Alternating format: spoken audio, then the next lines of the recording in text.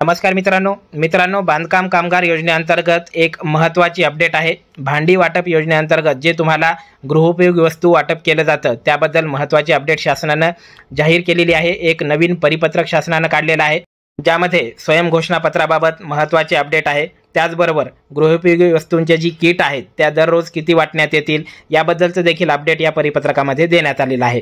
तर नेमकं परिपत्रक काय आहे आणि काय महत्त्वाच्या गोष्टी यामध्ये बदल करण्यात आलेले आहेत देण्यात आलेले आहेत ते आपण या व्हिडिओमध्ये सविस्तर जाणून घेऊया। तत्पूर्वी तुम्ही जर चॅनलवर नवीन असाल तर लगेच चॅनलला सबस्क्राइब करा। तर मित्रांनो हे परिपत्रक शासनाने 22 ऑगस्ट 2025 रोजी जाहीर केलेलं आहे। तुम्ही या ठिकाणी पाहू शकता दिनांक 22 ऑगस्ट 2025 रोजी महाराष्ट्र इमारत व इतर बांधकाम कामगार कल्याणकारी मंडळ मुंबई यांच्या अंतर्गत हे परिपत्रक जाहीर करण्यात आलेलं आहे। आणि या परिपत्रकामध्ये काय माहिती देण्यात आलेली आहे ती आपण आता बघूया। या ठिकाणी विषय बघा, महाराष्ट्र इमारत व इतर बांधकाम कामगार कल्याणकारी मंडळ मुंबई अंतर्गत नोंदीत म्हणजेच जीवित जे सक्रिय बांधकाम कामगार आहेत त्या बांधकाम कामगारांना वितरित करावयाच्या गृहोपयोगी वस्तू संचाच्या सुधारित कार्यपद्धतीबाबत हे परिपत्रक शासनाने निर्गमित केलेलं आहे। संदर्भामध्ये 2 लेटर देखील या ठिकाणी देण्यात आलेले आहेत। तर आपण सविस्तर माहिती आता बघून घेऊया। बघा, उपरोक्त संदर्भीय क्रमांक 1 व 2च्या पत्रान्वये महाराष्ट्र इमारत व इतर बांधकाम कामगार कल्याणकारी मंडळ मुंबई अंतर्गत नोंदीत जीवित म्हणजेच सक्रिय बांधकाम कामगारांना वितरित करावयाच्या गृहोपयोगी वस्तू संचाबाबत सुधारित कार्यपद्धतीबाबत सूचना निर्गमित करण्यात आलेल्या होत्या।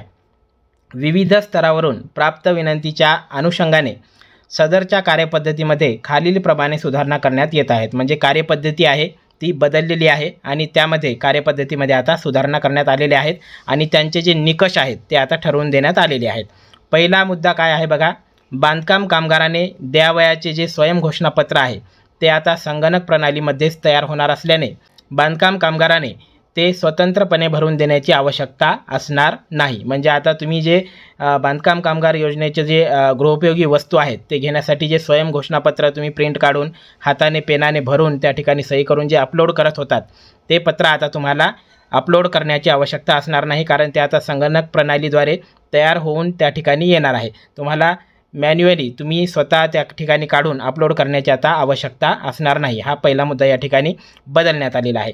त्यानंतर नंबर 2चा मुद्दा आहे, बांधकाम कामगाराने ऑनलाईन पद्धतीने निश्चित भेट दिनांक म्हणजे अपॉइंटमेंट डेट जी आहे त्या डेटकरिता अर्ज सादर करताना मंडळाच्या एकात्मिक संगणकीय प्रणालीमध्ये नोंदणीकृत मोबाईल क्रमांकावर OTP म्हणजेच वन टाईम पासवर्ड येतो, OTP येतो तुम्हाला माहिती आहे, OTP येईल। सदर OTPद्वारे दिनांक व वितरण केंद्र निवडीची प्रक्रिया पूर्ण केली जाईल।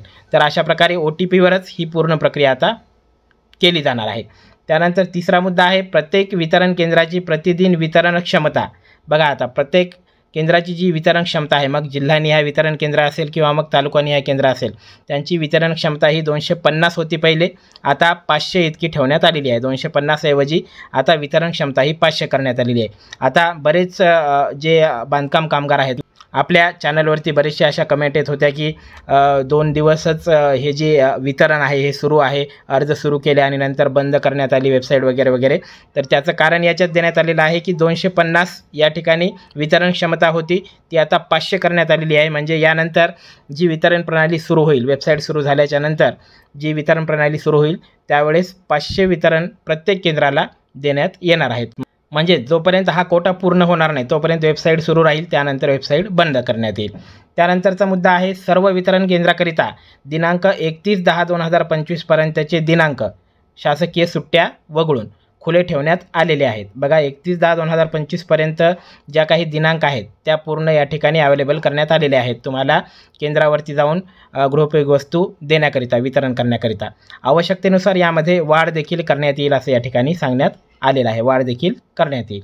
त्यानंतरचा मुद्दा आहे, संकेतस्थळावरील बांधकाम कामगाराचा फोटो व बांधकाम कामगाराने सादर केलेले मंडळाचे ओळखपत्र। हा मुद्दा महत्त्वाचा आहे, हा मुद्दा व्यवस्थित लक्षात घ्या। संकेतस्थळावरील बांधकाम कामगाराचा फोटो व बांधकाम कामगाराने सादर केलेले मंडळाचे ओळखपत्र, आधार कार्डवरील फोटो एक समान नसल्यास गृहोपयोगी वस्तू संच वितरित करण्यात येऊ नये. स्पष्टपणे याच्यात सांगण्यात आलेलं आहे बघा.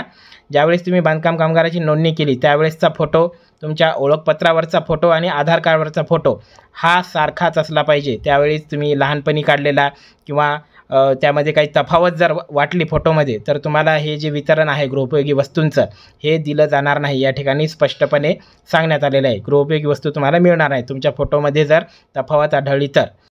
तथापि स्वतंत्र घोषणापत्र सादर केलेले नसेल या कारणाकरिता वितरण केंद्रावरून गृहोपयोगी वस्तू संच वाटप नाकारण्यात येऊ नये. म्हणजे या ठिकाणी सांगण्यात आलेलं आहे की तुम्हाला स्वतंत्र तुम्ही जर घोषणापत्र त्या ठिकाणी अपलोड जरी नाही केलं तरी तुमचं वस्तू जे आहेत गृहोपयोगी वस्तू संच आहे हा नाकारण्यात येऊ नये. त्यांना वस्तू संच हा देण्यात यावा असं या ठिकाणी देण्यात आलेलं आहे. म्हणजे या ठिकाणी काय लक्षात आलं तुम्हाला की जे स्वयंघोषणापत्र होतं ते आता तुम्हाला प्रिंट काढून स्वतः भरून सही वगैरे करून देण्याची आवश्यकता नाही.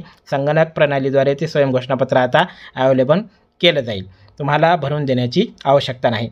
उपरोक्तप्रमाणे प्राप्त होणाऱ्या अर्जानुसार बांधकाम कामगाराचे बोटांचे ठसे, बायोमेट्रिक व छायाचित्र, ऑनलाईन फोटो जो आहे तो घेऊन त्यांना गृहोपयोगी वस्तू संच ताब्यात देऊन लेखी पोच घेण्यात यावी असं या ठिकाणी सांगण्यात आलं आहे. तर अशा प्रकारचं हे परिपत्रक शासनानं जाहीर केलेलं आहे आणि यामध्ये काही सुधारणा करण्यात आल्या होत्या आणि त्या सुधारणांचे जे मुद्दे आहेत ते आपण या ठिकाणी आता बघितलेले आहेत. तर अशा पद्धतीनं हे शासनाचं नवीन परिपत्रक आहे. या परिपत्रकाद्वारे थोडक्यात तुम्हाला काय सांगतो बघा. या ठिकाणी तुम्हाला स्वयंघोषणापत्र आता लागणार नाही. त्यानंतर प्रत्येक केंद्राची दर दिवसाला जी 250 वितरण क्षमता होती ती आता 500 करण्यात आलेली आहे.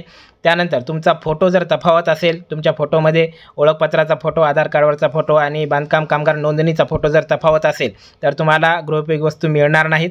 आणि स्वघोषणापत्र तुम्ही अपलोड जर नाही केलं तरी तुम्हाला गृहोपयोगी वस्तू ज्या आहेत त्या मिळणार आहेत. तर अशा प्रकारचे हे काही मुद्दे या ठिकाणी थोडक्यामध्ये लक्षात घ्या. अत्यंत महत्त्वाची माहिती होती. माहिती आवडली असेल तर व्हिडिओला लाईक करा, तुमच्या सर्व मित्रांमध्ये शेअर करा आणि आपल्या चॅनलला सबस्क्राईब करायला विसरू नका. धन्यवाद.